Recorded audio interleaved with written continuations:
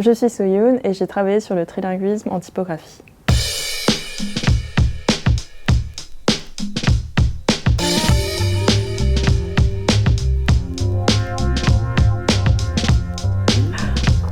Le trilinguisme, c'est le fait de parler 3 langues. Pour mon cas, je parle français, anglais et coréen.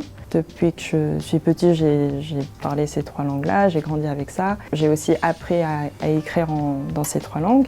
Donc j'écris en alphabet latin et en hangul. Mon projet de recherche à l'INRT s'intitule Biscriptural Trilingualism, donc le trilinguisme biscript. Donc le trilinguisme vient du fait que je parle 3 langues et le biscript s'explique par le fait que même si c'est 3 langues, ça s'écrit dans 2 systèmes d'écriture, l'alphabet latin et le hangul. Pendant mes recherches, j'ai essayé de trouver des moyens de les rassembler sur un support. Comment les harmoniser tous ensemble.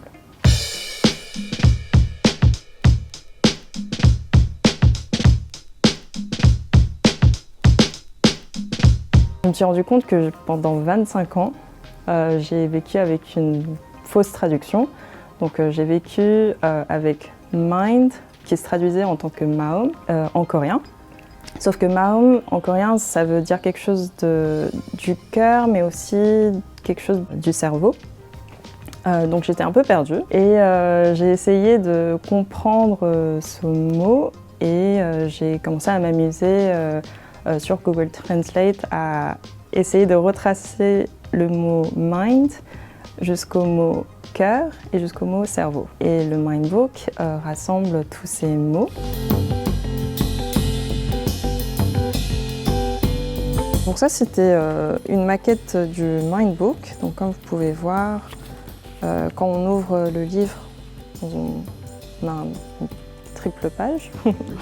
Et sur chaque page, on retrouve un mot en français, en anglais et en coréen. Et là, c'était la page où tout a commencé, disons. Donc on a le mot mind, esprit, maum. Et ensuite, je suis passée à l'échelle des phrases. Cette écriture est aussi inspirée du fait que je parle dans les 3 langues simultanément avec des membres de ma famille. But this time, après leaving Yunnan en France, je savais que j'allais y essayer to learn all its 계절들 and discover it in all ses états. As we arrived devant my class, ma mère made a sign by the 창 of the 교실. An authoritarian woman nous a ouvert la porte et welcomed me. Je me suis ainsi retrouvée devant everybody to me présenter, holding quack dans mes mains des sacs à chaussures. J'ai écrit des textes de cette manière-là. Et ensuite, il fallait trouver une forme pour ces contenus. C'est là que j'ai décidé de créer aussi mes propres outils typographiques. Pour cela, j'avais décidé de placer chaque langue sur des alignements différents, sur des lignes de base différentes. Donc j'avais le français en haut, l'anglais en bas et le coréen qui chevauche entre le français et l'anglais pour diviser les 2 langues en alphabet latin. Le plus gros challenge, on va dire, pendant mes recherches, je crois que c'était de trouver du contenu trilingue parce que c'est un mélange très spécifique. Donc j'ai décidé de créer mes propres contenus en trilingue et j'ai commencé à écrire des petites anecdotes en coréen, en français, en anglais.